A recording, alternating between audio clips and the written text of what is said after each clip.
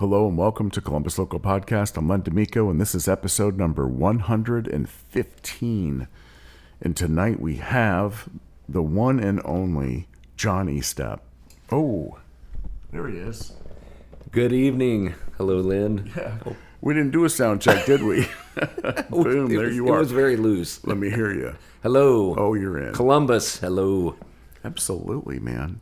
John Estep, how do you describe yourself in Columbus local music? How do you describe yourself as a performer? Wow, what a great question. I think I'm like a... wow. You might want to start this over. No That's like, way. Wow. No. I wasn't expecting that one. Well, it's the bourbon. I think It's the bourbon. I can... There's really no style of music that doesn't interest me. So whether I am a backup player or a lead player, it doesn't matter to me. I just enjoy the experience. Yeah, exactly. And when you say player, do you associate yourself or describe yourself as a guitarist? Oh, 100%. I mean, Yeah. I still remember, when I was like 6 years old, I asked my I see mom. more. That's all. Oh, what are you seeing exactly? Oh, a great musician, a guy, a creative person. Yeah, but guitar has always been beyond your instrument of choice. Yeah, right? yeah. Guitar has always been mine. I mean, when I was 6 years old, I asked my mom for a toy guitar, not a real one, just a toy guitar. And when I woke up for Christmas, I got this real 6-string guitar and started taking lessons, and then just never looked back after that. Wow, that's so cool. Yeah, You got better early then. I did, and the guitar and I have had a love and hate relationship. I mean, I'd go many years and like lessons, and then hate lessons, and then get away from it, and then come back, and then probably around after high school, like 19, just started playing in bands, and then it was like, yeah, you're not looking back. You're not looking back. Yeah, guitar, 100%. Guitar is such a personal journey for so many, and I think in your case, it's no exception. What are you doing currently, though, to I think kind of place John Estep, right? Your current projects right now are what? So I play guitar, sing backup vocals with the Jessie Blankenship Band. I've been with him since 2020. Sort of a outlaw alt country music. It's been a fun project. We're actually getting ready to go into the studio here into the month. So it'll be the second album I played with him. That's so awesome. 68 Stingray, which is, we started out as a car show band. Now we're playing, which every musician I'm sure strives to get to the Giant Eagle circuit. So we do these gigs, but 68 Stingray's a really neat, quirky band. We do a wild variety of covers, just a whole bunch of cool stuff. And then we just finished a show a couple weeks ago at Woodlands Tavern with Breaking Badfinger. So we did a whole hour and a half of Badfinger music that was incredible. A really deep dive. And then I've got a couple of other projects I can't tell you. That particular one, how long has that one been going, Breaking Badfinger? So Breaking Badfinger, Carolyn O'Leary and I came up with an idea about a year and a half ago, and we were wanting to do a benefit for mental health and suicide prevention. So we put together this show with a bunch of friends of ours, and with Badfinger, for those who know about Badfinger, they were a great band, but also very troubled by mental health issues. And of course, both Pete and Tom died by suicide. So we decided to do a show, and the band that we put together, Breaking Badfinger, we did a half hour of music by them, and then about 6 months later, everybody's like, we should do this again. So we decided to go ahead and do a full hour and a half, and we pulled in some additional people. So 3 guitar players, 4-part harmonies. It was truly, Lynn, a labor of love, and it was a lot of work, but it was a lot of fun. Are you going to keep it going? We've talked about trying to figure out where we could maybe do another show. Not sure where, but I think we would maybe not do the whole full hour and a half, but maybe a half hour, 45 minutes. It's a lot of fun, and the music was so good. Yeah, I mean, and especially with a band like Badfinger, most people know 3 or 4 songs. Like the big hits, Baby Blue, Day After Day, No Matter What. But as you get deeper into their catalog, you really find like what a great bunch of songwriters they were. Oh my gosh, and all the arrangement of, that catalog of material, and you guys absolutely. had to have just. So for about a year and a half. That's a lot of prep. It is, and really for But this, that's a beautiful catalog to just kind of explore, man. absolutely. I mean, it's such a great combination of power pop and beautiful ballads, piano, acoustic guitars. There's so much that their catalog offers. So it took us. It was a good solid 3 months of rehearsing for an hour and a half show, and it was worth it. Oh yeah, It was beautiful. I really wanted to see that show, and there was just obviously some sort of conflict, and didn't make it to Woodlands. Well, the plus That's and why I was minus. kind of selfishly asking, if there's another one coming. I'm sure there's other people that want. We're going to find a way to support make that. it. I mean, as you know, living in Columbus, the beauty of living as Columbus is we have such a rich music scene. The downside of Columbus is we have such a rich music scene, and there's so much going on any given night, let alone weekends. It's hard to, and you play all the time as well. We just saw you last weekend. So as much as you want to go see your friends, you're also out there. So when you do have a night off, you're blessed because you can go any direction and find somebody great playing. Yeah, absolutely, in just a wide range too, of genres and venues and types. Absolutely, yeah. Columbus has everything. There's probably not one style of music you can't find if you just look a little bit. Oh, totally agree. Totally. And you came this evening. Before we talk more about you, we're gonna kind of little dovetail because you brought somebody with you, and she's not here. Well, she is, but She's she not isn't. mic'd up. But who'd you bring? There's this drummer that a few people might know, Carolyn O'Leary, Yeah. is in the house. Yes, she is. Yes. They're wandering aimlessly. Yes, her and Gabrielle Yeah, are wandering around. God only knows what they're doing. I know. It's making me nervous, actually. Yeah, so Carolyn, as I said earlier, No, she was teasing. she was integral in the breaking Badfinger, but we also play together in 68 Stingray. Oh, sweet. Yeah. That is cool that you're able to do that. In 68 Stingray, has been around how long? Our first show would have been 2023 summer. Yeah. And we only got together, honestly, it was really to, so I play in another band, it's called the Riviera Royals, and there's a friend of mine, Didier Demonte, he's from France. And we became good friends in like 2017. So a quick funny story. I really started getting into the rockabilly genre. And I ran an ad on Craigslist. I don't even know if that's still a thing. But ran an ad and just said, hey, I'm like new to this, looking for, some players. And did people sneak in? Oh, yeah, we've got a peanut gallery, and the official Neil Peanut Gallery contains Gabrielle Johnston and... So anyway, I Carolyn get this O'Leary. like out of the blue. It's been a couple months, and I'm thinking, I can't find any players. And I get this cryptic email going, John, I'd like to play music with you. I live in France. And I'm like, what the hell? How are we going to get a band together and you're in France? But DDA would come in the summers. At the time, he would come in for a couple months and just buy classic cars for clients over in France, and he would ship them over. And he would just take his bass everywhere. He would show up at open jams with an upright bass and just start playing music. And so we became friends. We played like literally one show in 2017 before we went back to France. The following couple years, we played pretty frequently, and then COVID happened.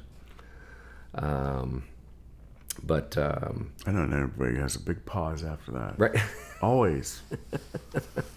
Exactly. So we did get to do 2 shows last year. That was the first time since 2019 that he was able to come back over. Oh, that's cool. So we'll hopefully get back together. But so Carolyn O'Leary, right?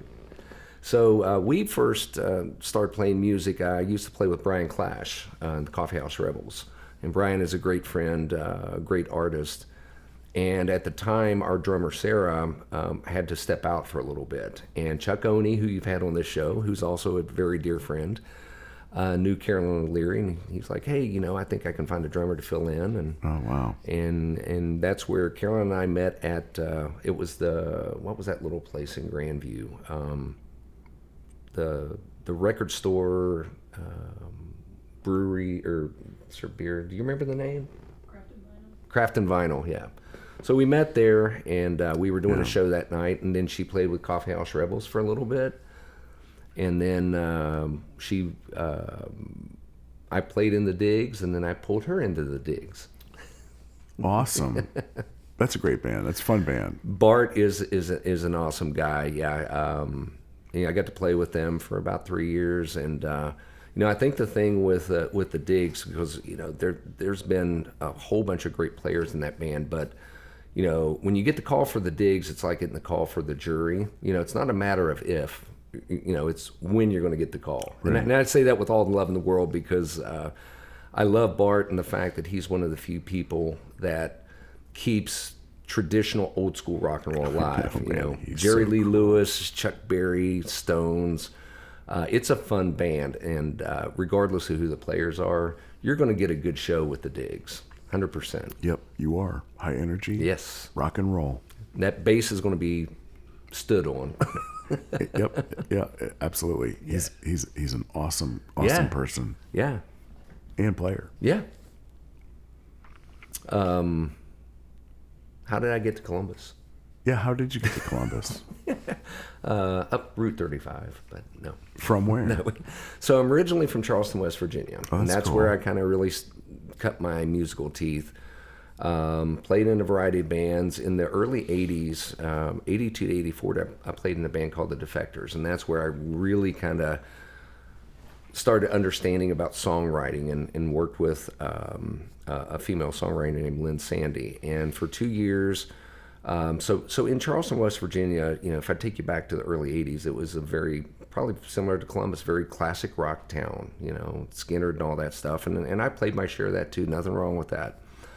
But, music was evolving late 70s, 80s, I was starting to get into Sex Pistols and Ramones and Devo and all those kind of things. People were dancing to that stuff, right? Yeah. So I was in a band, and Lynn Sandy was in a band, and we were both half doing classic rock, half doing new wave, and we put our forces together and started writing some really good songs. We started going to New York to record. We were doing record company showcases. We got to open up for bands like Kiss, Duran Duran. Then we broke up. What a great story, right? It is. Egos and all that. Is there a story there, or is it just ego? Just egos, and Yeah. it just killed it. After a Man. couple years, and then later I played in this band called Clown Hole, which was just basically like if the Dead Milkmen and the Beat Farmers, ate bad Mexican food. Hang on, before you go there, dude, that had to have been killer, man. Yeah, Like you just glossed over that, but I mean, it's like that's pretty killer stuff. it was, and really we were just very fortunate, so honestly, like literally the night before we warmed up for Kiss, we were playing a bar that was probably about the size of a little bit bigger than Leaping Lizards, which you guys just played at last Not week. very large. So we space. we Yeah. were just this Cozy. little band. We'd been together all of 4 months, and it just so happened Kiss was on their Creatures of the Night tour, and they weren't touring with support. And the promoters, the Lashinsky brothers at the time, their son saw us play somewhere. I don't even know where they saw us play. And he asked his son, "Who do you think we should get to open up for Kiss?" He goes, "Oh, just get the Defectors." And we get this call, and we're like, "What? We're playing like Clash and Buzzcocks, and they want us to open up for Kiss? Okay." You know, I mean, shoot, 1982, or no, I'm sorry, 83, January. You know, $250, 12 packs of beer and M&Ms. Who wouldn't do that in 1983? Right. We'd have probably, most bands would have done it for free. Probably. For Kiss? Yeah. And they were still in makeup? Of course. So yeah, that was a cool show. A couple funny stories from that. So because again, we're coming from a bar 3 months, we didn't know what the hell we were doing. So you know, we're running around backstage like, wow, man, this is really cool. And I end up, you know, literally running into somebody and like, oh, I'm sorry. And this guy's like taller than me. Man. And he goes, oh yeah, I think we're playing show tonight. Gene Simmons from Kiss, and you know, I'm kind Really? of like trembling in my boots, like, oh my God, this is what he looks like, you know, because nobody knew. No. And I can't remember exactly what we talked about, but he was the nicest guy. I mean, he truly He seems to be. was the nicest guy. And so we get on stage. Who's laughing? I'm looking at Gabrielle as I say, yeah, he seems to be a nice guy. She's like, He really is a nice guy. I don't remember what we talked about. So Kinda anyway, I we're did, getting ready to go live, and you know, there's, you know, at that time, Kiss was, you know, their popularity was kind of starting to go down. So there was, I mean, still, you know, we're playing in front of 5,000 people about. So you know, it's still like, wow, this is cool. I'm getting ready to play, and then Gene comes up on the stage, and he's like, hey, you know, I want you to meet our guitar player, Vinnie Vincent. You know, I was like, oh, okay, you know, cool, nice to meet you. And I had at the time a Kramer guitar. It looked like a Strat, but it had a locking nut very similar to a Floyd Rose. And he's like, where'd you get that? And I go, music store I work at. And he's like, oh, I'm going to have to call Kramer. I invented that. And, you know, of course. really? Now, did he? I don't know. But you know how Gene is, right? Sure. He invented the internet and stuff. So anyway, so we get on and we play our show, and everybody was cordial. I'm surprised nobody booed us off because, you know, these guys are coming to hear, you know, Detroit Rock City, and we're playing originals and covers from the Buzzcocks and Clash and Sex Pistols and stuff that probably 99% of people in that crowd have no understanding or relationship of it. But one of the funny stories, so we were doing a song by the Buzzcocks called I Don't Know What to Do With My Life. Do you know that song? I don't know that I do. And it's okay. It's a great song, but it's just a driving punk song with very minimal chord changes and a really Straight up. simple. It's almost Upstroking. yeah. It's a simple guitar solo like "Sedated" from the Ramones, if you know that song. Sure. Okay, so it's like a one note. So our light guy Gordon Cook at the time, so he's never run anything but like a 8-channel lighting board, and all of a sudden now he's got this huge lighting board. He's got headphones on, and he has to call spotlights and all this stuff. So he said when I did that solo, the spotlight guy goes, that might have been one of the worst solos I've ever heard. Oh, come on. That's my claim to fame. That's freaking Yeah, it's pretty harsh, but you know, I mean, if you listen to the song now, you're like, hey man, that's what the song needed. All right. Yeah, and then a year later, through that next Pretty year, cool. we were up in New York like 3 or 4 times doing recording and record company showcasing, and then we got to play for Duran Duran in front of 12,000 screaming people that, you know, they didn't know who we were. But it was fun, and then we broke up. Did you break up after that show? It was about a week or 2 after that, yeah. Oh my gosh. I know. Crazy, right? It is crazy. How Yeah. old were you? When the Defectors broke up, I would have been 23. Man. Yeah. What city did you end up in at that point then? So I was in Charleston, West Virginia at that time. And after that, got out of music for a little bit, and then got with some friends of mine and started this very obnoxious band called Clown Hole. From West Virginia. From Charleston, West Virginia, yes indeed. Gotcha. It was fun. We were obnoxious, and that's what we planned to do. You know, that's what we did. Man. So then, And you did it where? in West Virginia, Yeah. like in the area, Yeah, just local bars, area. just local bars there and stuff. Yeah. So there wasn't a world tour. There was, and there maybe not even a tri-state area tour. But you were a local band. Yeah, we were a I local got band you. in Charleston, and I really don't think anybody outside of Charleston Would know. Yeah. would want to know. I think it was fun. I'm sure. And then I Absolutely. ended up in Columbus in 1990, and I'd been coming to Columbus for a number of years. I used to have friends that lived here, and I'd come up and see shows at the Newport or Stashes, and I just always loved the vibe. I mean, the music scene always seemed so rich here. Yeah. And moved here in 1990. Wow. And worked a variety of jobs. I ended up working at the Newport. Started out as bar staff, but actually worked my way into the promotion office and started working shows. Nice. Yeah. So Good that for was you. nice. Got to see a lot of bands and learn a lot of the... And were you playing then as well? I was not. There was a short time in Columbus, 91. I played in a band called The Bounty, and we played a lot around Ohio and some in West Virginia, and did some recording at the Recording Workshop in Chillicothe. Oh, that's really cool. Yeah. Good for you. Yeah, But awesome. yeah, but Promo West was fun. Yeah, you spent there 5 years. 5 years.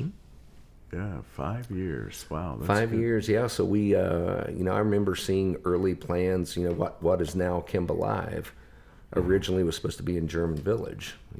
At the time, and I remember right as I was leaving that something or other happened, and it got shot down in German Village.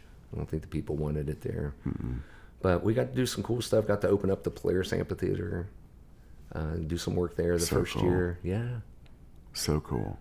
Worked the Ohio State Fair one year. We had a lot of good shows. We did that. I think I was 92 or 93. You were brought. How did you get kind of mainstream back into doing more performances then from that point? Oh wow, yeah. It was a while because once when I left Promo West, I actually got into the medical field. So I became a respiratory therapist and literally got out of music 100%. Focused on Focused on that stuff. and family and all that kind of stuff. And then I didn't really start playing music again till, gosh, I'd say it's probably around 2002, 3. And just kind of started like sticking my big toe into the cover band scene a little bit. So probably from 2003 till 2014, played in a variety of different cover bands and stuff. Then jumped out.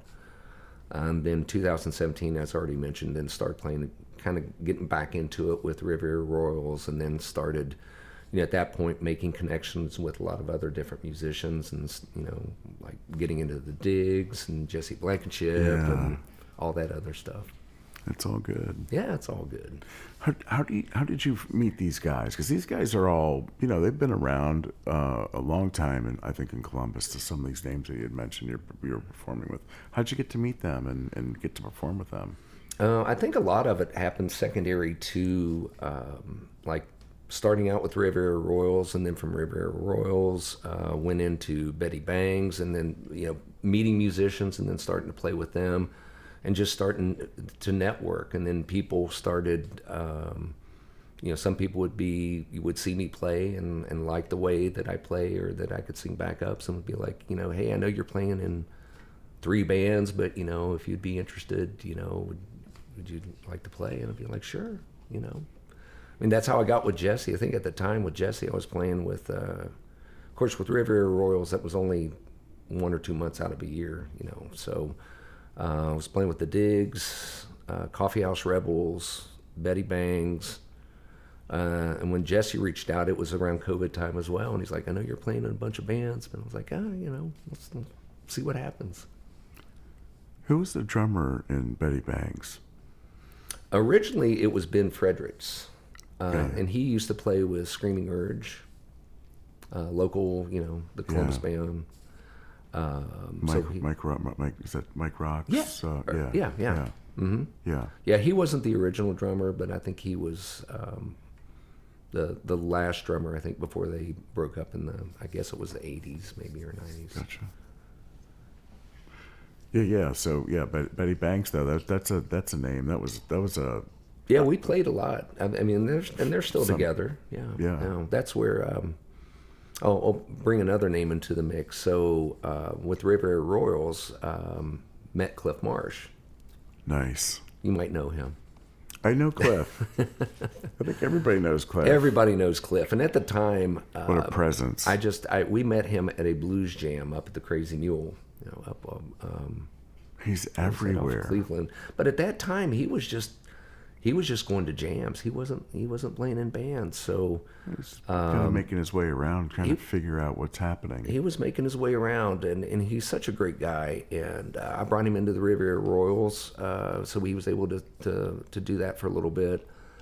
And then I can't remember. I think it was COVID-ish times that I brought him into Betty Banks. So he's very versatile, and of course now he's the guy that's in like 5 bands or 6 Yes, he bands or is. whatever. Yep. And Kismet Notes too. Kismet So nice. Notes, 270 Famous, and then in all the Rock House. Guested everywhere. Yeah, yeah. But he's such a great guy. I mean, Yep. he's larger than life, and Oh, yeah. best personality, and dear friend of mine. Really cool. Yeah, good player. Oh yeah. So from those then, and that's a lot too. Where'd you run into Billy Spitfire? Oh, you had to bring that name up. I know, but only because I think we both love him so No, much. he's a dear friend as well. So I met him when I first saw the Mathematics. Oh wow! So it's recent. Yeah, fairly recent. Semi. So Maybe like 6 years, right? So like 18, 19-ish. What a band, man! And when I really became friends with all of those guys, so Billy and Chris Price, Chris Cox, Joey, and Byron, we did a benefit when Big Room used to do the Corona Columbus Cure thing. Coffee House Rebels, we did a set, and Carolyn was actually playing in the Coffee House Rebels at the time. We did a set of Velvet Underground, which was an incredible set. Oh yeah. And then the Mathematics were, I think they played right before us. So they did a New York Dolls set. And at the end of the day, or at the end of the show, when we were doing Sweet Jane, we didn't know it wasn't planned, but all the Mathematics came on stage to sing Sweet Jane with Dude, us. Billy Spitfire would back me up on this. I sing 2 songs. One of them is Sweet Jane. Is that right? Oh my God, I can't believe that. The other one is a cult song, Ooh, which one? Love Removal Machine. Ooh, one of my favorites. Yeah, One and I of love my to play the favorites. guitar lead too. And that That's a great song. I can do that in my sleep. It's a lot of fun. It's when the cult was like Rockin'. AC/DC. Yeah, Just they- rockin'. They had that AC/DC sound. I Yeah. know. One of my favorite albums, Electric. But Velvet Underground, Sweet Jane, this guy here. You knew that, didn't you? Yeah, of course. We've had a few Matt discussions. Johnston. Yes. Yeah, it's his favorite song. But Favorite band. But we became friends with Billy after that, and we see him at guitar shows and what else? He had a birthday party at the Big Room Bar one year, and he asked the Diggs to play when I was in the band. I performed. Wait, was it his birthday party? Uh-huh. Yeah, I was- performed at that show. With which band? Beth and I performed 3 acoustic songs. Oh, I do remember that. Oh my God, you're right. And I remember you guys headlining that, right? Yeah, and then Or Billy. with then Mathematics Yeah. actually headlined. And then that. Billy came in and sat in with us Sure. with the Diggs. Of course he Yeah, did. That was a fun night. It was a great night. Yeah, that's right. I Absolutely. do remember you guys now because I was like, who is this opening up? Yeah, I didn't know you at the time. yeah, I know. I didn't know you at the time either.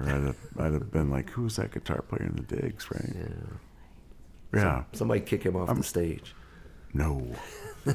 No way. Yeah, Billy. Billy's good stuff. Billy's a great guitar player. He's just a great all-around guy. His artwork is fantastic. Yes, it is. We went to, Caroline and I went to his, when he had the open house over, I forget the name of the place, but Yeah. God, he's so good. He is. He's awesome. Yeah. You guys go back a long ways. We do. Yeah. We go back a ways. Yeah, maybe in the 90s, 1990s. I was dabbling around in local music, trying to kick the tires, and he was one of the tires. Yeah. Just out of the blue, it was Yeah. kind of crazy. But yeah. So for you then, what else was going on with that? When kind of inspired you to get to pre-COVID? Pre-COVID, it was just, after really with the Riviera Royals and really stepping out of my comfort zone in that whole rockabilly 50s genre. And then, with Betty Bangs, we were also kind of like doing a lot of variety of things. So, I mean, everything from, because we were doing some original stuff, but we were also doing covers as we were trying to kind of like, you're trying, like any band, you're learning covers to try to figure out, what do we want to sound like? And we were doing everything from, Dolly Parton to Joan Jett to B-52s to Iggy Pop and, a wide variety of things. So, but post-COVID is, I think, really, if I was to have what we would call a stride, I guess it would be, post-COVID, when, after playing with Jessie for a few years and, plus, with the Digs, because with Digs, you're playing high energy rock and roll for 3 or 4 hours. That's not easy. I mean, some of that stuff, especially when Bart goes, 150 miles an hour, man, I mean, you got to keep up. For half an hour. For 3 hours. For 3 hours. For 3 hours. So, I mean, so I think that, honestly, I think I probably became much better through all of those bands just because, the physical workout. Playing a lot. And that style of music especially is pretty taxing. aggressive. Yeah. Oh, yeah. I mean, it's like attack. Absolutely. Yeah. 100%. So. Yeah, it's intense. Oh, absolutely. Absolutely. But it's fun. I wouldn't do it if it wasn't fun. Right. Absolutely. Yeah. I was going to tell you a funny story in the Promo West years. So when we did the Ohio State Fair, we had Joe Walsh play, which is, he's been one of my favorite artists of all time. Joe Walsh, James Gang. And so one of the things I would do occasionally is I would have the van and have to pick artists up from the hotel and whatever. So particularly that afternoon, I had one of our office staff pick him up from the hotel. So when he came back, I got to talk to him for a little bit, and he was still in the juice back then. So he had asked for a chiropractor, to be there, and this chiropractor, I kid you not, Lynn, he was there for probably 3 hours before Joe got there. So Joe was supposed to have been there at a certain time, and he got there at 4:00. So I take Joe back to the hotel, and his manager's like, "Hey, come back and pick us up at 7." And this was, I think it's the DoubleTree now, but it's the one on Front Street. They said, "Pick us up at 7." And when you work for the Ohio State or the Ohio State Fairgrounds, if they say the show starts at 7:30, the show starts at 7:30. Don't show up at 7:30. No. So I pick him up, and we get on 71 and getting ready to turn off to the fairgrounds. And Joe's like, "Hey, man, can you go up to Hudson Street?" Looking at his manager, and he's like, "Okay, sure." I had kind of a few minutes to spare. I'm like, "All right, we'll go off Hudson Street." And we go, and there's a school, like an elementary school there. And he's like, "Oh, I used to go to school there." He goes, "Make a right." "Okay." "Make another right." And we're driving up the street. And he goes, "Stop." And he jumps out of the car, or jumps out of the van. I'm looking at his manager, and his manager's looking at the watch. He's like, "I'll be okay." He goes, "Oh, man." He goes, "I used to play kick the can here." And he's kicking this rock. And this is so surreal. And I'm like, "Oh, my God." And I'm looking at the watch going, "Oh, my God, Scott's going to kill me." And he goes, "I wonder if Mr. Jones still lives there." And he runs up to this house and starts ringing the doorbell. I'm like, "Oh, God." And the manager's like, "All right, start the car." And he goes, and he's like, "All right, Joe, come on. Let's get in here." And so Joe Walsh, gets back in the van, and he's hit me on the shoulder going, "Hey, man, this is going to be a great show." All right, cool. So taking him back to the hotel after the show, and it was a great show. It was a fantastic show. Yeah.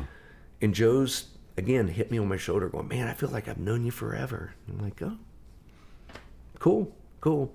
So he goes, "Hey, I see that Midnight Oil's going to be playing here next week." I said, "Yeah." He goes, "Hey, man, if you see him, tell him Joe Walsh said hi." Okay. Yeah. So let's forward a week. I did get to work the Midnight Oil show. Afterwards, I'm, talking to the band, and Rob, who's the drummer, super nice guy, talking to him, and I go, "Hey, man, Joe Walsh says hi." And I swear his face went white. And he's looking around going, "Is he here? Is he here?" No. He's like, "Oh my God." He goes, I don't know where they did a show with him, but he drank them all under the table. And he's like, "We can't do that anymore." Wow.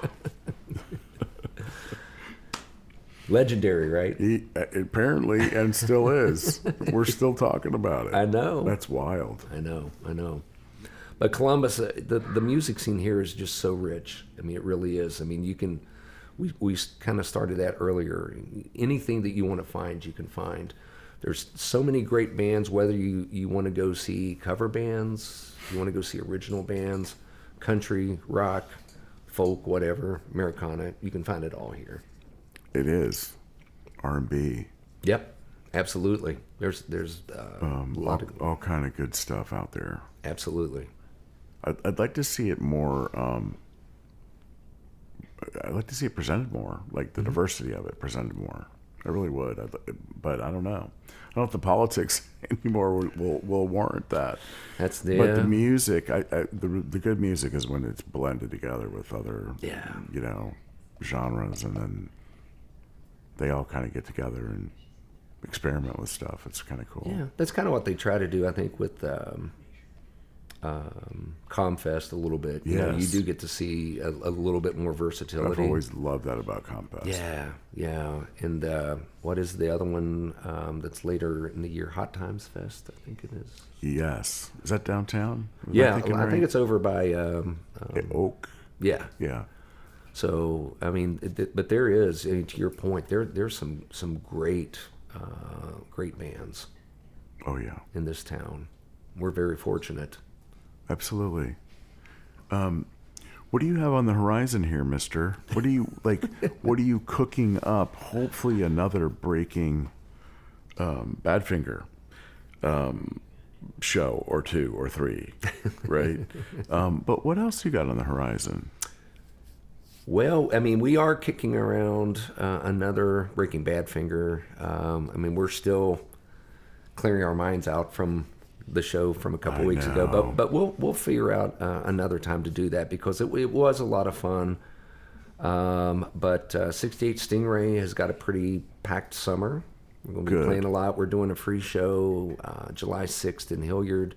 The Hilliard Arts Council always does a summer series, so every Sunday they have a show from like 7 to 8:15. So we'll be there. I think I already mentioned Jessie Blankenship. We're going to be in the studio at the end of the month. Yeah. We're going to be doing a happy hour show at Woodlands Tavern, July the 15th. That's a Tuesday. You 6 and to Jessie 8. will? Yeah, the whole band. Oh, yeah. Sweet. We'll be doing the front stage.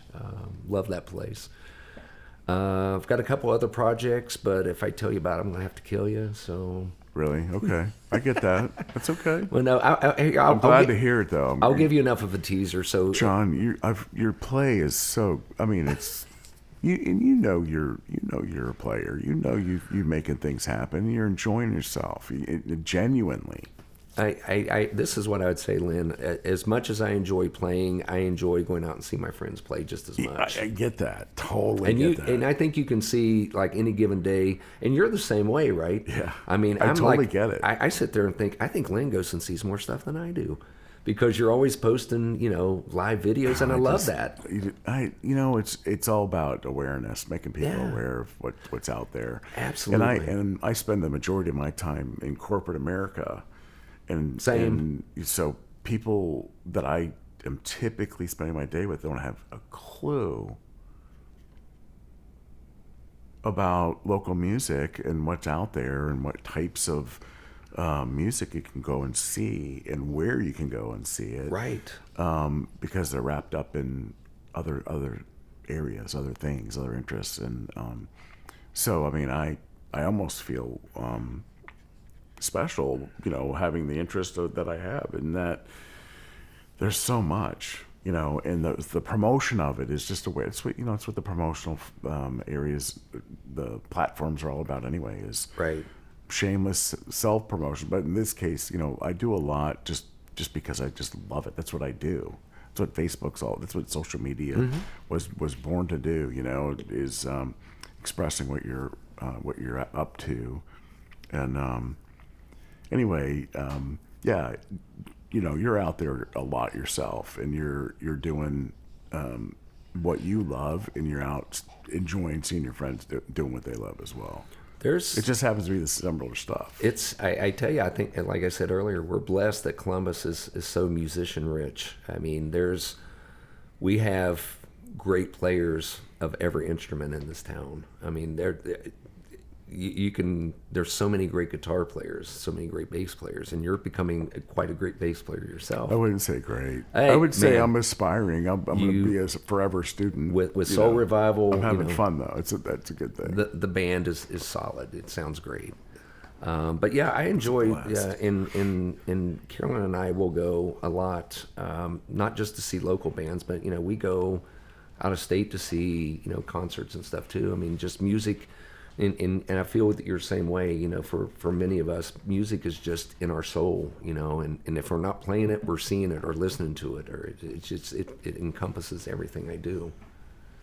I can still remember from the earliest stage, one of my very few early memories, like when I was probably 3 or 4, I remember for some reason going out to where I lived in Charleston, West Virginia. My sister was with some of her friends, and I can remember going in there trying to figure out, why is everybody like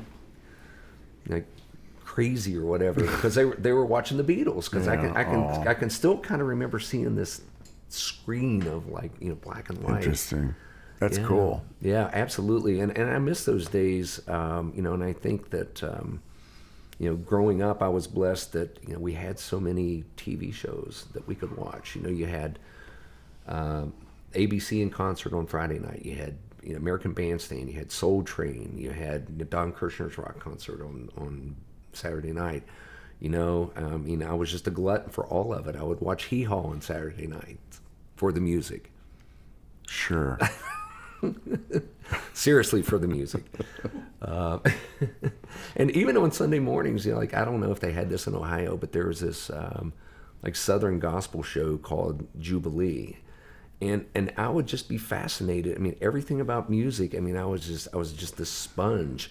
Even if it was a Sears or Montgomery Ward catalog, I would always go into the middle to try to figure out, not where the bras were, but where's the musical instruments. Right. Because there was always at least 2 or 3 pages of drums and guitars and all that stuff. That's cool. And then, even in elementary school, when we'd go to the music stores, when you used to get catalogs like Slingerland drums or acoustic amps or whatever, and we would cut the pictures out and this is what I'm going to get. And, of course, you'd have 30 stacks. With Elmer's glue on paper, kind of an arrangement. Yeah, thing. We knew exactly what we were going to do. That's really cool. Yeah. And you probably did a lot of that. It never happened, but it was close. It was a great dream. What was your first guitar? Well, other than that, the acoustic guitar when I was 6 years old. When I was 10, my mom got me a little amp with it was a Multivox semi-hollow body guitar. That's cool. But the first real guitar I got, and I still kick myself for getting rid of this, was a 72 or 73 black Telecaster Custom, exactly like Keith Richards plays. Yeah, man. Like a moron. Maple neck? Yeah. All the way? All the way. Why did I do that? With a black pickguard? Yeah. And the ashtray, the ashtray cover. That was my first real, guitar. Real guitar. And then... So what were you playing on that thing? Were you playing Stones? No. The funny thing is, it's not that I didn't not like the Stones. And in my early days with guitar, I was going through, you're familiar with the Mel Bay books. Yeah. Oh, yeah. Yeah, I had to go through all that crap, and I was like, and I would quit, and I'd start again. And then there was one time, there was this really cool music store called Galpin's Music. It was downtown Charleston. It was a 5-story music store. And so, one floor was pianos, one floor was, guitars and drums, and one floor was records and sheet music and all this stuff. And I got a guitar teacher named Robin Robinick. He was actually a saxophone player. So I come in, and, I was probably all 10 years old, and he started asking me a bunch of questions, what I like to listen to and all that kind of stuff. And he's like, So he got me this Mel Bay book that was just like basic boogie woogie. So he's just teaching me the 12-bar blues, dun, dun, dun, dun, dun, dun, dun, all that kind of stuff. And then he goes, do you know much about Jimi Hendrix? No. He's like, oh, come on. And so he takes me up to the sheet music room, and of all the sheet music he would get, he gets War Heroes. Really? Which, it's not really I don't think it's considered an official Hendrix album. It's almost like a piecemeal. But he got that, and he wanted me to get the album. I'm like, okay. And then he goes, have you ever sang before? I go, no. He goes, okay. So he gave me homework to learn Highway Child. Really? And I had to sing it, and I was like, oh my God, never sang and played guitar before. And that's kind of what started. And, after that, then I kind of backed away from guitar lessons, and I was blessed that I had a really good ear, and I could pick apart stuff really good.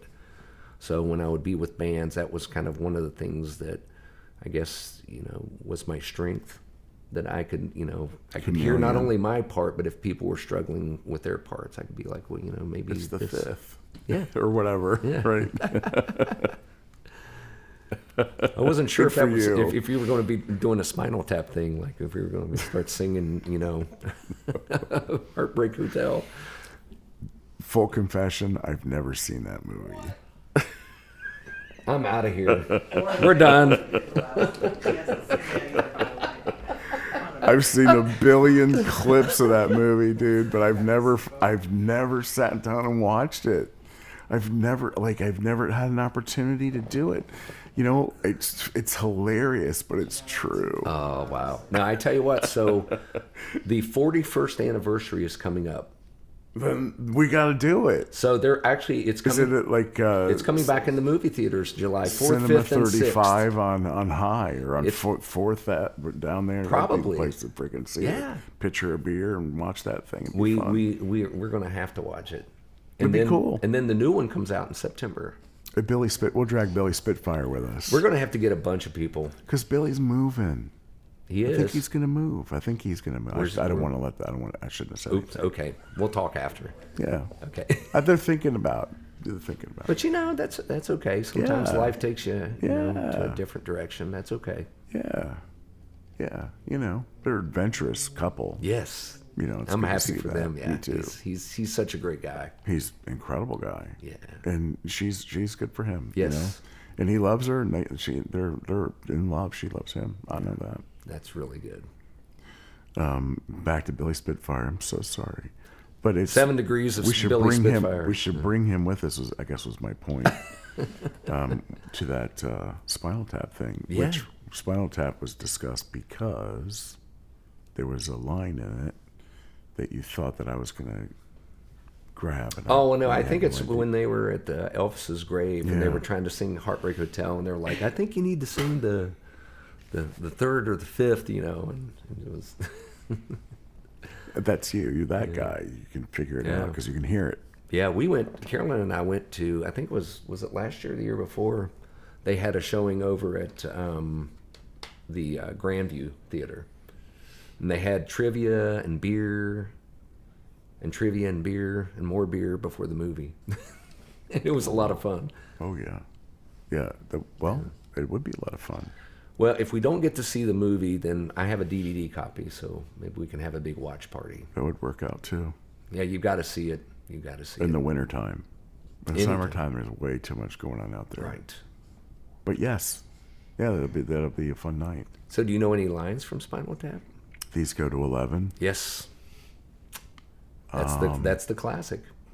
There's more. Oh, I'm not on the spot. I couldn't. No, that's dream okay. it up. That's But okay. that's the one. Yeah, that's the big one. And that's what the movie's all about. Yeah. For the most part. Oh, it's just But it's just a big play on metal, on rock.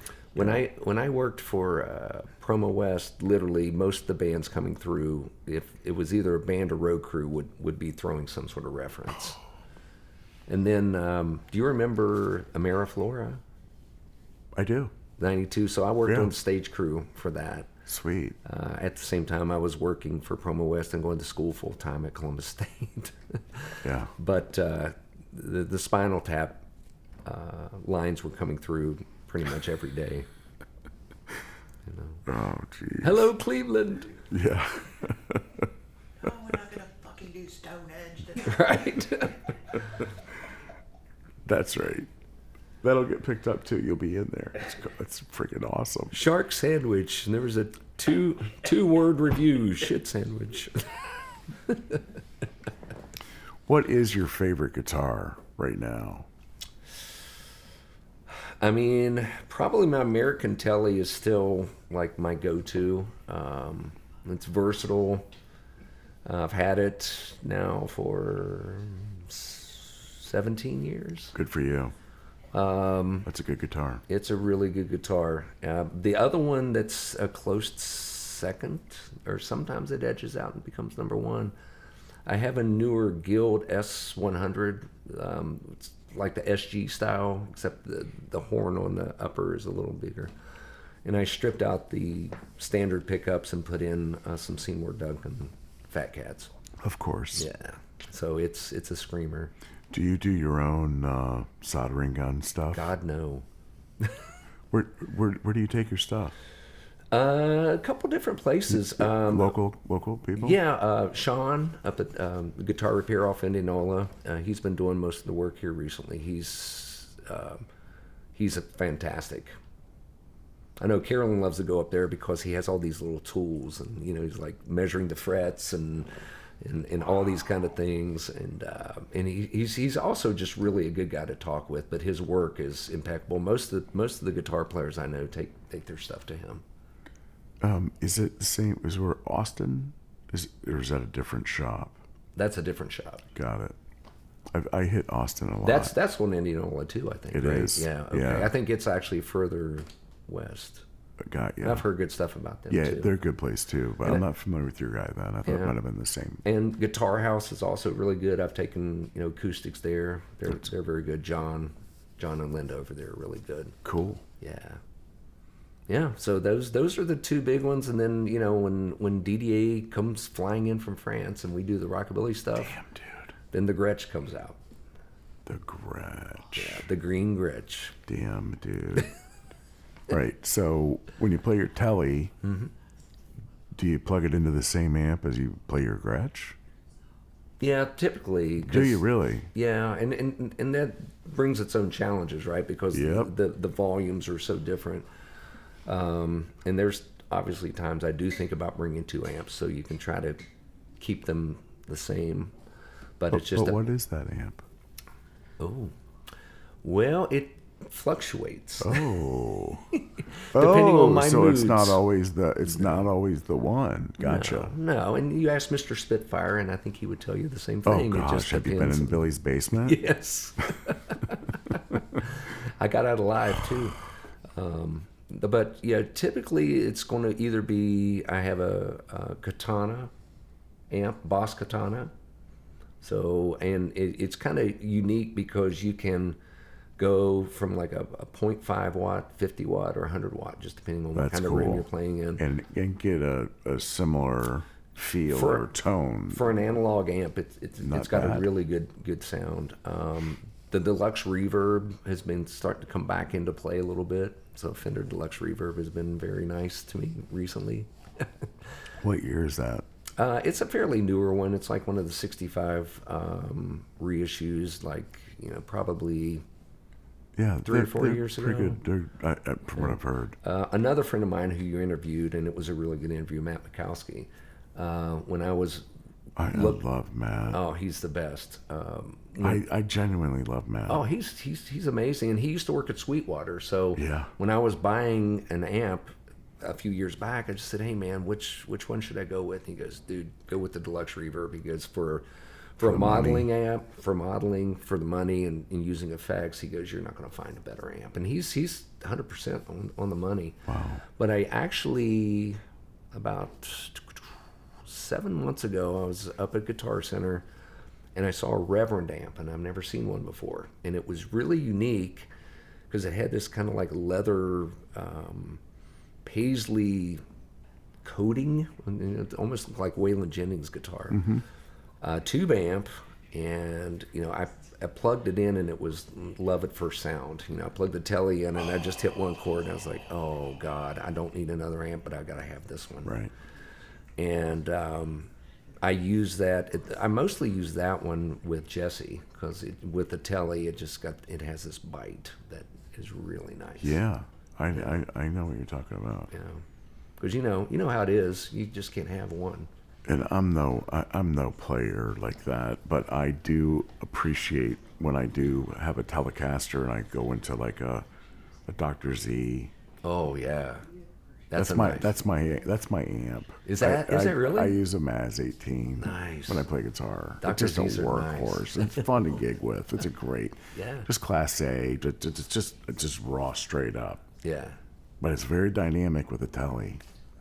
Telly's, I tell you. Man, it's a great guitar. Yeah. They did it right first. Yeah. It's wild. Yeah, we have Carolyn and I have a project that we'll tell you about later on. Okay. One of those things that you couldn't talk about. Yeah. But then I rudely interrupted. You were going to give us a little hint. Are you going to tell us? I was going to give you a little hint. Yeah. So, we have between us two, and then there's Dick Falcone, who plays with me in 68 Stingray, and Jessie, and then Matt Bukowski. Love it. Yeah. So, I like where this is headed. Yeah. So this project actually goes back a few years ago. So Carolyn and I actually started this project in I think it was 2022-ish. And then just a lot of things happened throughout time, and we just couldn't get the project together. And then we kind of brought it back to life last year. And it's going to be an instrumental band. Love it. Lots of reverb. Love it.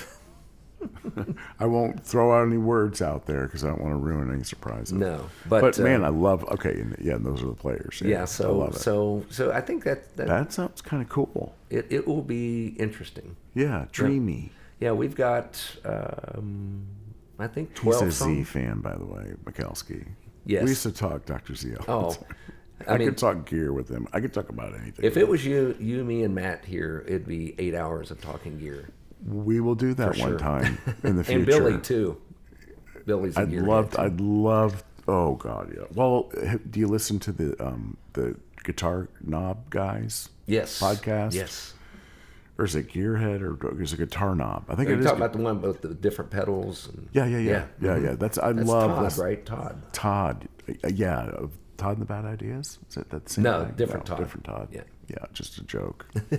I don't mean to diss anyone. But I know that Todd too. He's a good friend. Good. Yeah. That's good. That's really good. But yeah, all that. Yeah. So that'll be a project. Once we, the Badfinger thing took up so much. The Breaking Badfinger thing took up so much time that we had just started working Matt into the picture, and then we really had to laser focus on that project. So now that that's done, then we can resume. So we have 12 originals, and we have 2 covers that we've redone. Love it. And so we hopefully will get into the studio and get out and start making some ears bleed. That is freaking awesome. Yeah. And you'll do that where probably? No idea. Or you mean recording or play live? Yes. Play live? Recording and then play live. I mean, Matt has a lot of recording capabilities. Yeah, he absolutely. does. So Resourceful person. we might do that. Okay. There's great studios in Columbus. Yes, I mean, there are. with Jesse, we've recorded at Sonic Lounge. Yeah. Which Joe all Veers. kinds of people. Yeah, Joe Veers is incredible. Moving to Dublin. Yeah, Secret Studios with Keith. Yeah. Is another good one. So, maybe we'll do one of each. Yeah. Spread it around. Yeah, they're all great. Oh my gosh, yeah. Yeah, even Mike Folker from. I can't wait till you guys go into that. I'm sorry. Yeah. Mike V. No, but Mike, who plays with Electric Cult Circus, he does a lot of recording as well. So I mean, there's a lot of options. So many people. I know. So many. Yeah. That sounds like you're headed in a fun direction there with some cast of characters that have lots of stories. That's one way of putting it. Yeah. Lots of energies from other places. Yeah. Boom. There you go. It's all fun. I mean, it's. I think that for any of us that have the muse in us, that's kind of what keeps us alive and keeps us young at heart and keeps us going until until you get we can't sick. go. I mean, I was sick for 8 years. Oh wow. I feel like finally I'm coming out of it. Finally. Good. Which is awesome. Yeah. At least directionally, Mm-hmm. And that happens to all of us. But it's in the meantime, pedal to the metal. No, absolutely, 100%. To the best that you can, with everything else going on. Yeah. If I'm not playing, I'm watching. Oh no. Listening. Oh, no. Do you collect guitars? No. You just have your American, and you probably have how many others? American Telly. That's a great guitar, though. I have an American Telly. I have a Japanese Telly. I have a 50th anniversary Strat. I have one of the few guitars I have that I've had for a while. I bought a Squire Strat in 1988. Stuck some EMGs in it, and actually, it plays better than most Strats today. I mean, and I bought that thing for probably $300, maybe Right. 88. But it plays like a dream. I've got the Gretsch. I've got The green Gretsch. the green Gretsch. Yeah, you have to see it to believe it. It's beautiful. And you plug that into your Fender typically, but sometimes you'll plug it into, what was the name of the other one? Katana. Yeah. And the only reason I like the Katana is it only weighs like 15 pounds.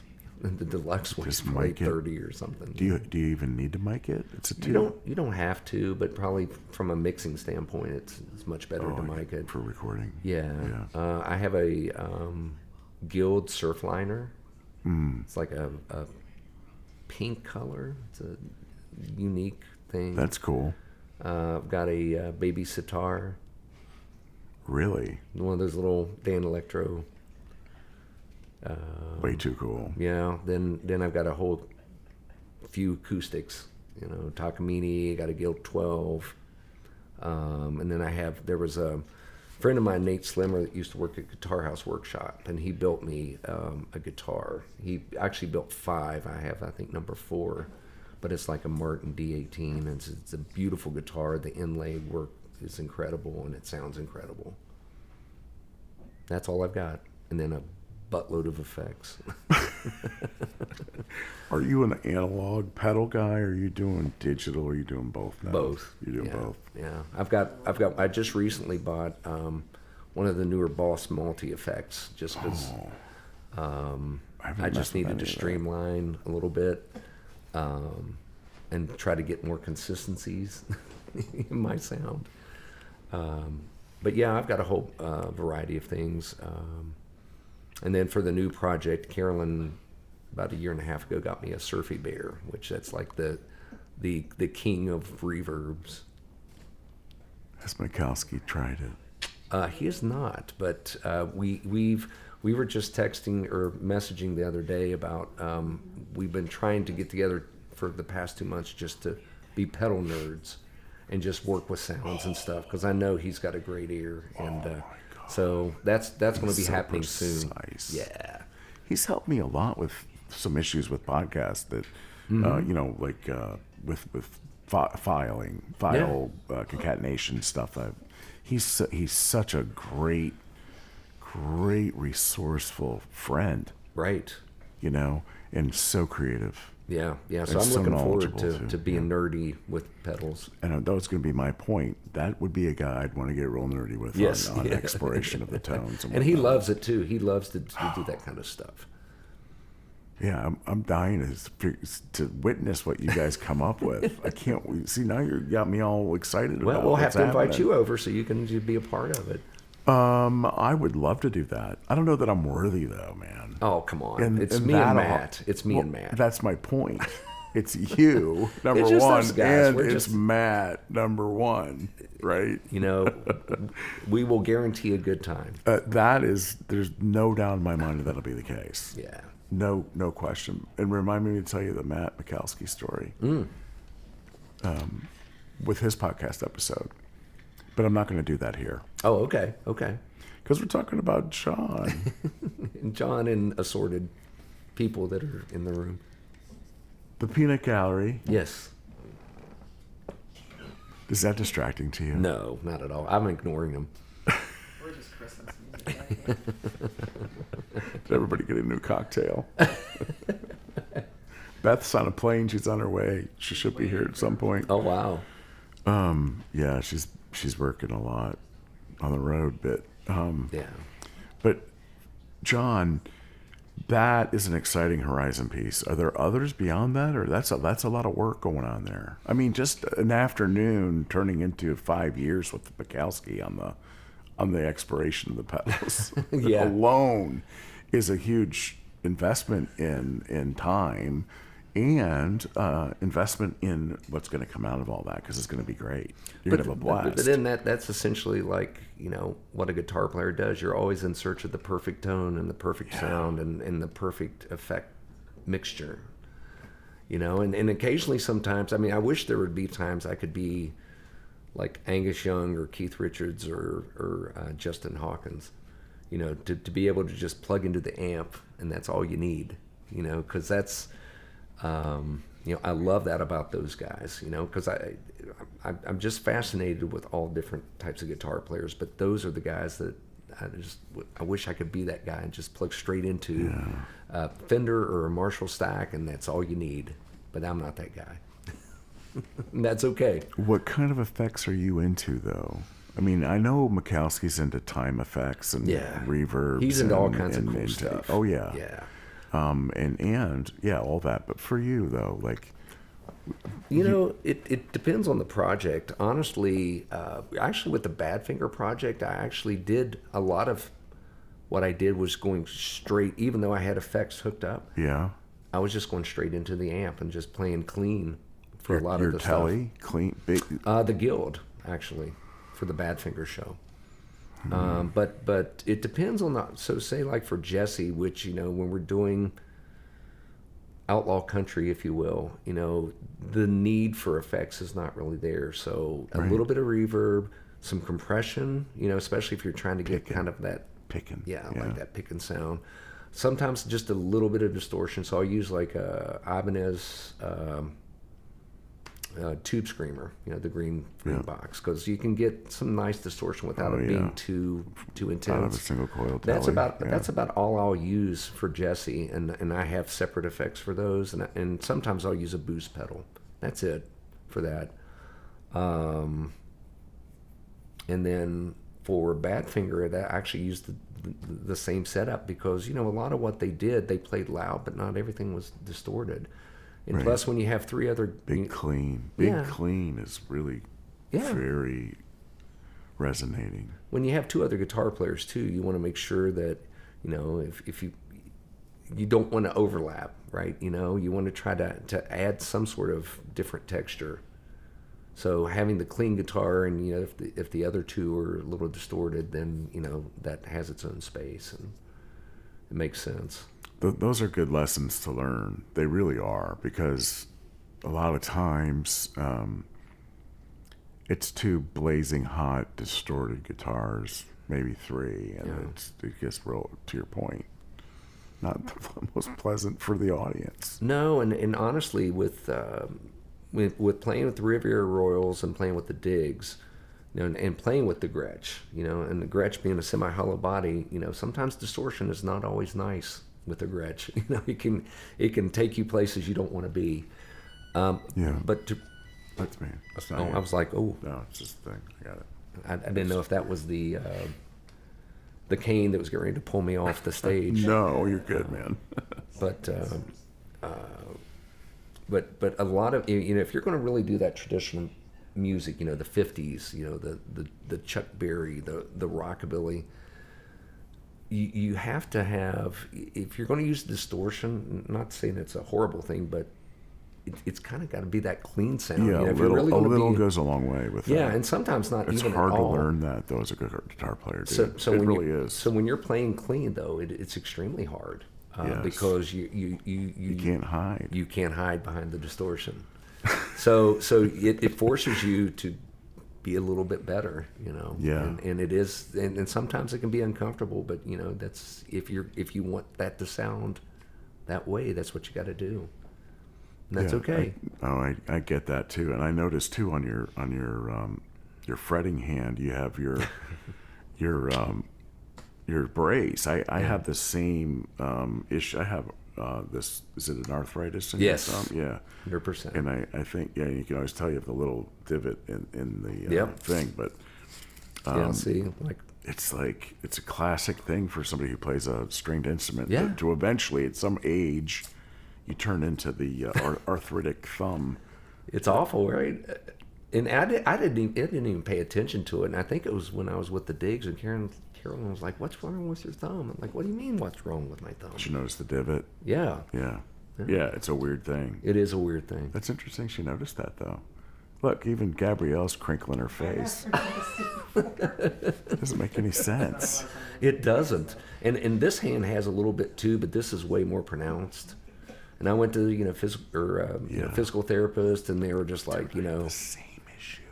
Same thing. and the doctor's like, well, you know, if it gets too bad, you want to have surgery. And I'm like, oh, I don't know that I want to go through surgery. I'm going to wear my brace like that. I Yes. like your brace, though. I like your brace yeah, better than mine. these are amazing. It's from Brace Lab. We're gonna have to talk later about Yeah. that. Yeah. Yeah, it's like $100, but these things are great. I will spend the 100 for that. Yeah. That's probably a really great support too. Absolutely. And it's better to play guitar with than this big thing I'm using now. So Well, especially, I mean, for you playing bass, I mean, even in between rough. sets, just to be able to reset and give it a little bit of rest. I use it when I play. Believe it or not, I do too sometimes. Yeah.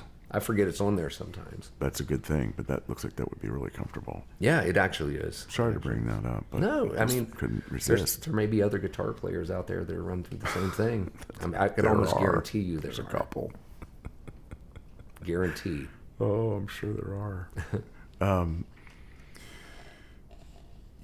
You're always kind of on the verge of breakup. It seems like tone wise, and then do you control with the volume knob? Yeah, you're that guy with the telly, aren't you? Because it's really that precise for you. A little of both. Okay. I mean, I think it just depends on the song. Yeah. I used to just try to do with like a volume pedal, but then I kind of learned too a little bit better by, you know, working with the volume knob, not only just from a volume standpoint, but sometimes how that can help the sound between when you're doing rhythm versus, you know, full on solo or picking. Oh, for sure. So I'm a little all over. Yeah. Do you have do you have a favorite rig though? Is it's your Fender. But yeah, it sounds to me though, your favorite is whatever's serving the project or the song that you're playing. Correct. And that to me is like that's a golden lesson for people, you know, that are like, you know, what's the key, you know, to tone. And I think you're a perfect example of that flexibility, right? Like it's not just my rig, that's your thing. You're serving whatever it is you're purposing. No, that's Just my accurate. observation. You know, and if it wasn't for the weight, I would probably be carrying around a Fender Twin. You know, even though I've heard now these new master tones are just as good, but like a third of the weight, and it's analog and such. And I totally understand those who are purists Yeah. with tubes, because I mean they're right. I mean there's something beautiful about a pure tube sound, and plus the smell of the tube after they get hot. It's a cool thing, right? It is. My Instagram has 1 million pictures of those hot tubes.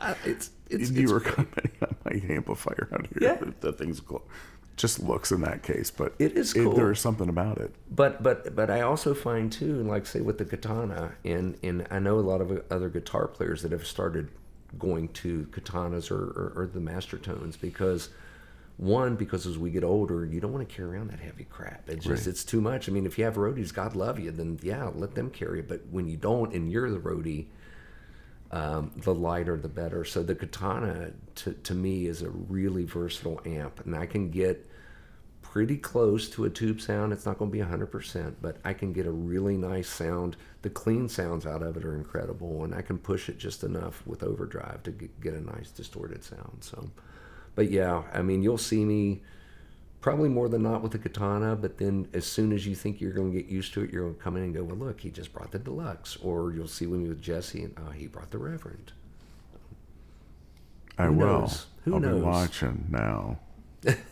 And the guitar. You'll and always the boxes in front of you. Yeah, you will always see the telly. That I can guarantee you. That it's always that's the main go-to. Absolutely, man. How many songs have you written? The interesting thing is, as I look back over the years, and I've written my share of songs, but honestly, kind of where my wheelhouse is I was thinking about this a couple of days ago. I think I'm kind of like the Paul Schaefer of bands. So I can come in and I can create the music. I'm not a lyricist. Never have been, really. But I can write the music, or if somebody's struggling with music, I can help them arrange it. That's my wheelhouse. Make sense? Yeah, you're an arranger. Yes, I'm and an you, arranger. and you've helped many. It seems, and you're working with some great people. Yeah, when I was playing professionally with the Defectors, 82 to 84 in Charleston, Lynn Sandy would write all the lyrics, and then she would write just enough of a skeleton of a song, but then be like, but she didn't know how to describe it to the rest of the musicians. And she's like, well, I can kind of hear this, but I don't know what to say. And I'd be like, okay, I know what you're doing. And then I could go and say, this is what she wants. And then we'd bring it to her, and she'd be like, yeah, that's exactly it. Cool. That's cool. Yeah. So I think that's where I can kind of augment whoever I'm playing with, Right. and be that person if they need it. Yeah.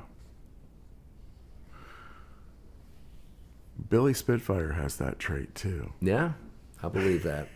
Yeah, and I love that about him, but I think I love that about you too. But you think about it as an it's, art. it's such a valuable role. Yeah, I mean, think about it as an artist. He's taken all these different colors and things to make a beautiful picture. So probably the same way he does, with the mathematics. And Chris Price comes to him with the song, and of course he's got 4 other musicians there that he's working with. But I'm sure that Billy is. Yeah, Billy gets to know the people he works with, though. He does, and he builds their weaknesses up into a stronger position, and then also he's just a good resource. But I think you're one of those guys for sure. Along the same cloth. It's good stuff. That's where I excel. You and Mikowski are going to be dangerous. It's going to be lethal. That is going to be like an explosive thing. It's going to be there'll be so many pedals. It will be. Oh my gosh! I think we will scare many people because of what you all, come all up the with. pedals. And then, yeah. Yes, and will they all be incorporated into the project, or just the ones that you deem as worthy as a result of all the processing? In all seriousness, I think that in the few rehearsals that we've had with this project, the at least at this point, the songs that we've written are very minimal. So all I can say is there's a lot of reverb. maybe just a couple songs, a slight distortion. But I also think in some of the discussions Matt and I have had, there's a couple songs where, as you said earlier, he likes some unique modulation. Oh yeah. So I think there's going to be a couple songs where we're going to just experiment and see where it goes. I mean, Run it through this. yeah. I mean, we're not so strict that it becomes, it's got to be this way. I mean, I think that's what we try to do. What we try to do in this project anyway is there's the skeleton that I brought with, and really, as I said earlier, Carolyn and I, we were just playing as a two-piece, working these songs out, for a couple years. So the songs had a little bit of structure, but then we didn't have a bass player, and then, when it was a bass player, they were like, well, we don't have a melody line, so you can't really. I mean, I guess you can sing guitar parts. I mean, we do that sometimes just for silliness, but you kind of have to have that other piece so we can all try to figure out, hey, now that we have this fourth, instrument in here, is what I'm doing right, So even with Carolyn doing certain drum pieces or the bass player doing things, does it sound the same now that I have this melody line on it? So, yeah. We won't be too over effects wise, but what we've done so far, it's pretty cool. It's pretty cool. I'll bet. Yeah, I can't wait. Yeah, I can't either. Do you think you'll release it independently, or will you kind of hook in with a label somewhere? Oh, I mean, I figure we'll probably just do it independent. I mean, trying to go through a label, especially in this day and age. I mean, I don't even know if that's even feasible anymore. Right. I don't know. I mean, I have a Spotify account. I can upload stuff to Spotify. I could create it right here and upload it in 5 minutes. When you got Bandcamp, boom, it's released. Bandcamp, DistroKid. I mean, you got all those kind of things, so you can do it. And probably just do that because at this point in life, it's like, am I going to really tour the United States at this age? I don't think so. But hey, if we got a record deal, I wouldn't turn it down either. That's the thing. That's the thing. You don't know what the future holds. Right. I mean, all I know is it holds music. Right. We'll be playing it, we'll be watching it, we'll be supporting our friends, and I love the Columbus music community. I mean, it's everybody is encouraging. Everybody goes out and supports people. It's a really good scene. We're very blessed in this town. And especially for you, who's helping to bring a lot of this to people. It's awareness. It's all about awareness. Yeah. Awareness. Well, to your point, there's a lot of people just don't know. They don't know. They'll Make come them and aware. see you and Bring go, awareness. I didn't know that this existed. People don't even know that I played in a band. Mm-hmm. And I play, I mean, they can run into you, and they don't know that you were running around the country in a rock band when you were a young guy, and at the peak of all the opportunity, egos got in the way, and everybody parted ways. I mean, that's classic rock story, right? I mean, it's either egos, girls, or drugs, or combination of all the above. Crazy. It's crazy. Yeah. Why do that? I know, but it's done, and it happns. It's done, but it's a fun time to be playing music, and especially post COVID. I mean, and this as well as I do. I mean, we've lost so many live music venues across the country, and it's starting to get it's still for many bands very difficult to find places to play. Because there's less places to play. So that's, if anything, I hope people get from your podcast is to just go out. Go out, and have fun and explore it. Yeah, when people ask me, they're like, well, we don't know what's going on. It's like, well, then you're not looking. If you don't know what's going on the weekend, you are definitely not looking. Yeah. To your point with social media and all this stuff, any given week, any given night in Columbus, there's music somewhere. Yeah, and in all kinds of music. Right. Yeah, don't be afraid. Go out, even if it's somebody you don't know. Just go out and listen. You'll be surprised. I mean, of all the shows we've seen over the past 3 years, we've really ran across some stuff to going, oh my God, we never even knew these people existed. Yeah, for sure. Kind of reminds me back in the, you remember this back growing up, when it used to be a thing to go to the record store, when you heard, hey, so-and-so just released a new album, and you go out and go, hey, can I hear a song? And they play one song, but you couldn't go to YouTube and listen to the whole album or little cuts. You had to buy on that one song, or if it was a hit on the radio. And you bought it going, I hope it's good. Yes. That hit a nerve. No, didn't hit a nerve, but you're so right. Yeah. And, there was just something magical about taking that album home and you're putting it on going, okay. And reading, the liner notes and reading who produced it and where it was recorded. And if you were lucky, you got a lyric sheet. And the special thanks. Yeah. Like the 19 lines of special thanks. That's right. Zildjian cymbals, Gibson guitars. Julie. Yeah. Tiffany. Mom and Dad. All that. Yeah. What's the craziest thing that happened to you on the road? Can you talk about it? There might be a couple. What are your favorites? No, a couple things that come to mind, like especially when I was playing with the Defectors. One time I fell into the drum kit because I was just being stupid. On stage during the performance? On the performance. I was like dancing around and then like fell back. The bass player lost his place because he saw me fall, but I kept playing and I was like looking at him like, well, why did you screw up? I'm still playing. Like I'm all conjoined in the drums, and got up and the crowd went wild, right? Yeah. What else? Wow.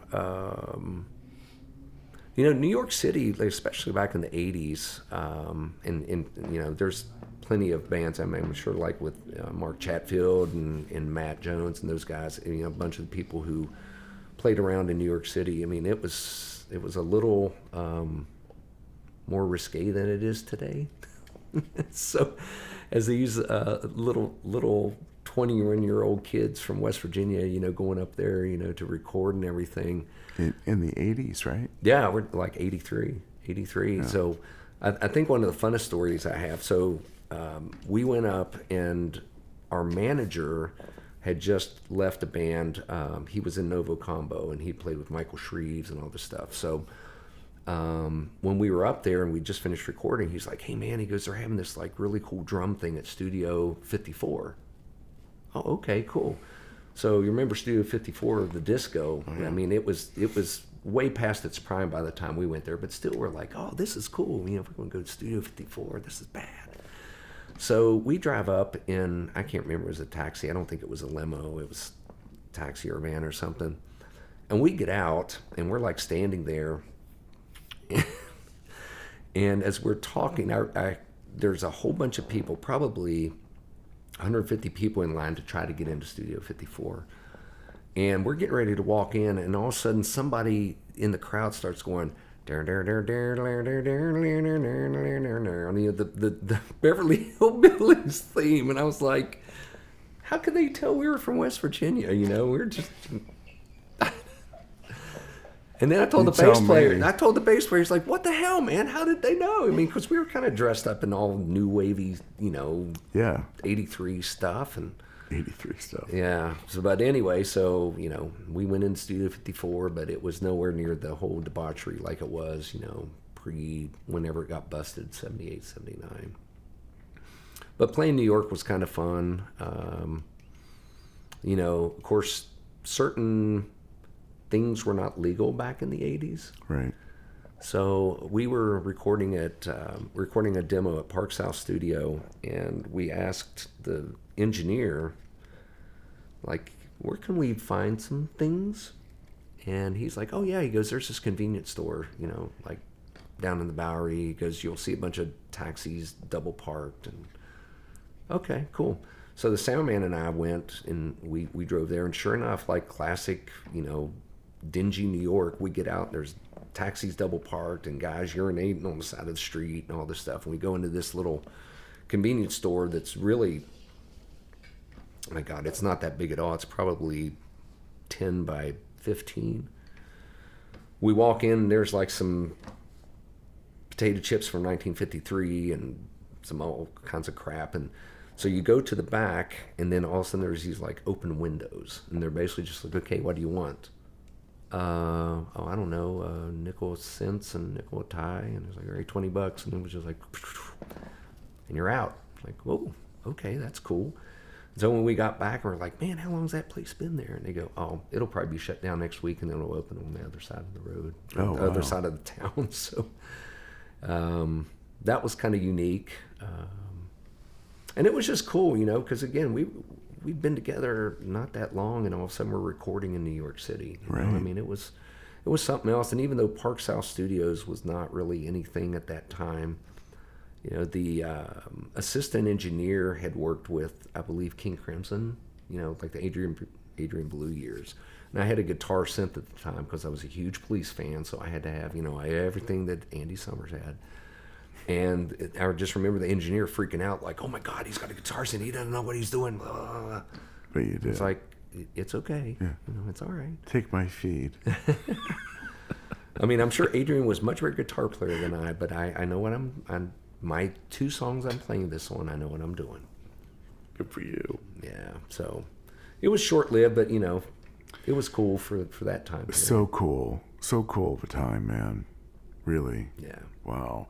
Do you stay in touch with folks along the way? I mean, that's good to know. Yeah. That's actually, so like in the mid-'80s, the people I knew from West Virginia, they either went north or south. So a bunch of them went to Nashville.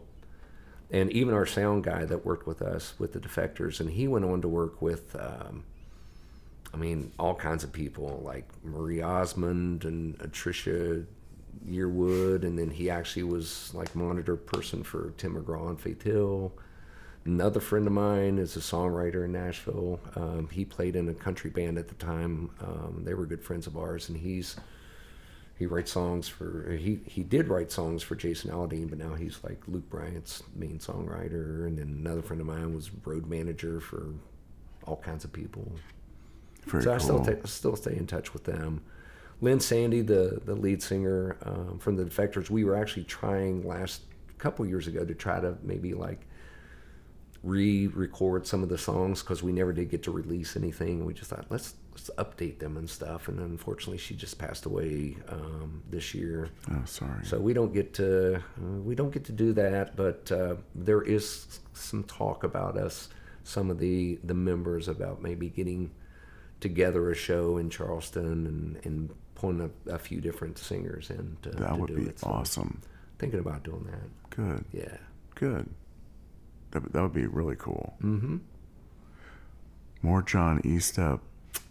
Potentially in the things, future, you're all these- always reaching. It seems always reaching. Carolyn would tell you I've got projects consistently in my mind. I don't even know how I'll ever get.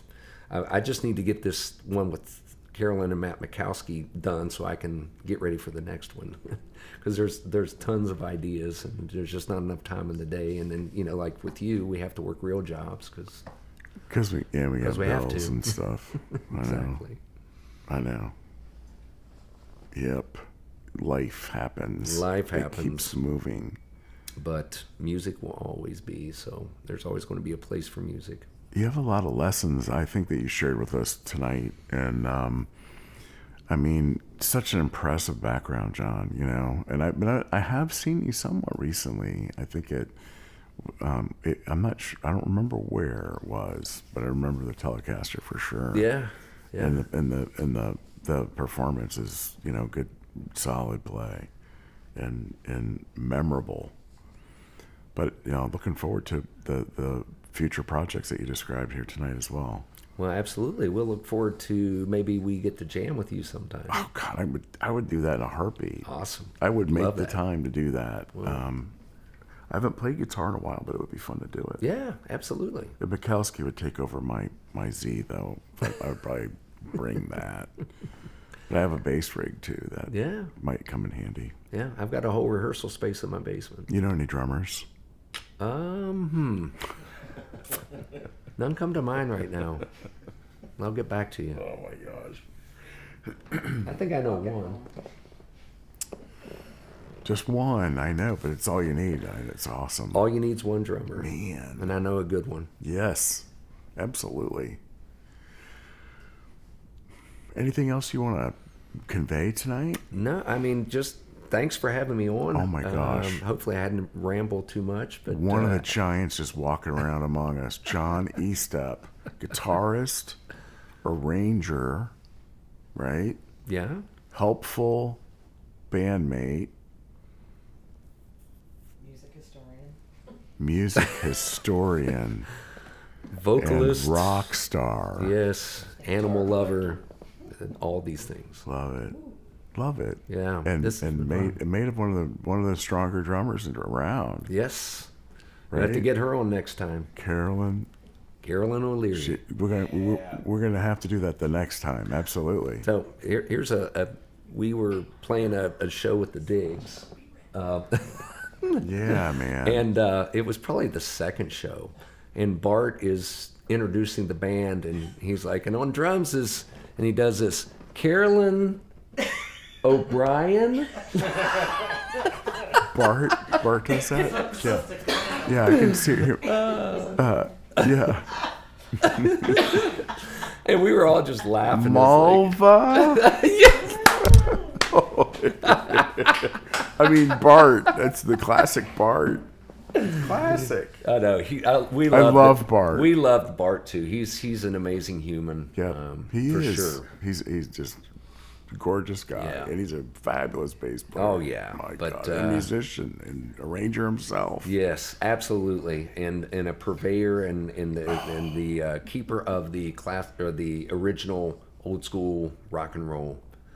But thank you for all you do for getting musicians to talk about what's going on in Columbus, Yeah, and man. it keeps people aware to help them to know that there actually is a music scene here. There is, and there's various scenes. Yes, You know. it's a ton of scenes. Yeah, and I'll look forward to that text from you and Matt one day. Oh, I'll be there. it'll be sooner than later. So. Okay, that'd be We'll fantastic. make sure, man. And we'll do a podcast episode to talk about stuff. Oh, we'll bring pedals in. Mikowski, Yeah. we could do whatever you want, We'll bring an amp but and it pedals. could be and a then special edition. Even we don't have to tell anybody's story and anybody's inspirations. We just need to We'll just make noises. keep pushing the envelope, Mister. Yes. Mr. Estep. Please keep pushing the envelope because Yeah. it's good stuff, and keep recording it so we can hear it. Absolutely. Well, you do the same, man. Keep out there. Keep rocking. Oh yeah, I mean I'm doing my contribution, the best I can throw out there for sure. But the oh man, see what happens? You get old, my mind's gone. It's okay, It's okay. John. I have a great sense of your future success. Hey, I'm just going day by day, brother. Just hammering away. It's awesome. Day by day. It's stuff. fun. It's fun, and it's just for all of us in this room and all the musicians, it just makes life. It enriches what we do. Whether we're playing or listening, it makes life, especially with how crazy things are right now in the world. It's one of the things that can keep us all somewhat sane. Yeah, I in the agree with midst of that. chaos. I totally agree with that. It's a great balance of sometimes, the things that we spend more time in because we have to, given our life situations and, Right. working and whatnot. But nonetheless, music is good for the soul. Yes. Yes. And the soul needs a revival. It does every now and then. Absolutely. And in the official Neil Pina Gallery is the Johnstons, Gabrielle, Matt, They've been here the whole time. the whole Are time you right kidding behind me? you, as well as Carolyn. She's here too. O'Leary. Oh my God! I didn't know that. I'm sorry, is Malva? Who is it? O'Brien? Sorry. She's laughing at We me. use that line a lot. I'm sure you do. Yeah. How can you not? Yeah, I mean, for all of us in here, we meet a lot of people, and it's sometimes it's just hard to try to remember everybody's name, and then somebody will come in like, "Hey, John," you're like, Hey, man. You friend. Guy. Hey, guy. Hey, man, I've met once somewhere. Hey, Schmo. Schmomo. I call you Schmomo. Mo. Oh, it's all good, man. It is all good. Keep us posted. Do you have a place where we can hear your music or the stuff you're doing? You have like a place Soon to we be. can link to? Okay. Soon to be. We can always modify this Well, thing. here's what I would say. You can hear me with Jessie Blankenship. We're on all streaming platforms. The one album that I play on is called Bad News Coming Round. Nice. And then hopefully, if everything goes well, the end of the month, we'll have the new stuff out, before the end of the year. And then on our little map project, we'll keep you abreast of things. Yeah. If we can get that recorded, Yeah, we'll that's probably awesome. do like Bandcamp or whatever. Yeah, So sweet. yeah, we'll keep you posted. It's all good. Yeah. It's fun. Good stuff. Awesome. All right, guys. Episode number 115. Oh, and a shout out to none other than Brad Heston. Why? Because he's a badass. He is a badass. Brad, keep rocking, baby. But on episode 115, we have John Estep. Thanks, man. Keep rocking, dude. Lynn, thank you for Can't having wait. me on. Can't wait to hear all the stuff you're going to be doing, as well as all the awesome things that you have been doing. Yeah. It's good stuff. Well, you keep out there rocking with Soul Revival, and we'll look forward to jamming with you soon. I'd love to, man. Sounds great. Awesome. All right. Have a great night. Thanks for listening. Bye-bye.